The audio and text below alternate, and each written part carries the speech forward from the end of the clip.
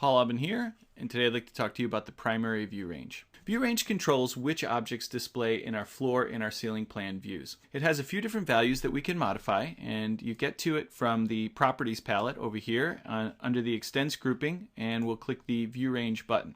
Now the primary range includes a top, a cut plane, and a bottom. All of these are measured from one of the levels in your project. The cut plane defaults to the associated level, so it has to be the level that the floor plan is derived from, but the other two values you can actually modify from the drop-down list and choose a different level here. The values here can be either positive or negative numbers measured from whatever level you assign from the drop-downs. The default cut plane is at 1200. It's 4 feet in an imperial file. And the top of the range is at 2300 in metric or 7'6" in an imperial file. Now these default values are suitable in most cases, but sometimes we need to adjust them in order to tweak the graphics in our floor plans and ceiling plans. So let's click OK here.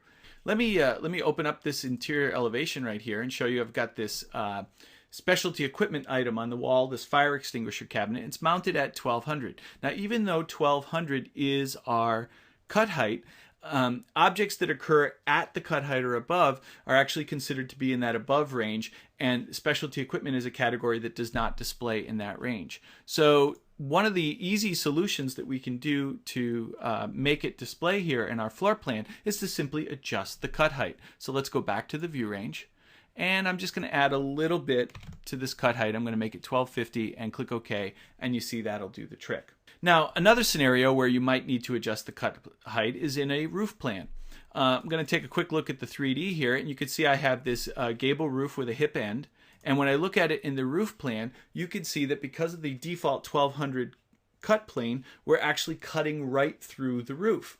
Now, if I was trying to show an attic plan, that might be appropriate, but in this case, what I want to do is go down and edit my view range and raise my cut plane up tall enough to get above that ridge line.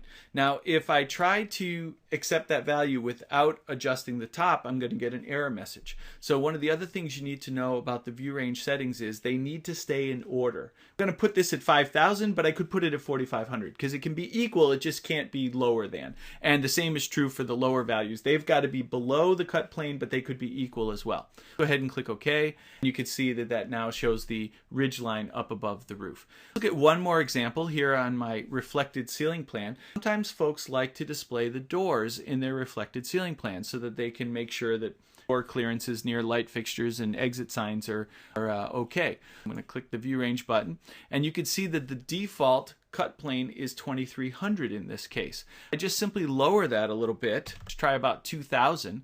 Apply. You'll notice that the doors now display.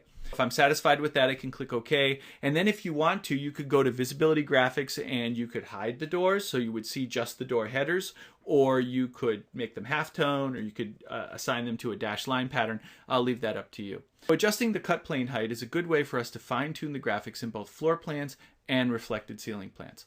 Thanks for watching.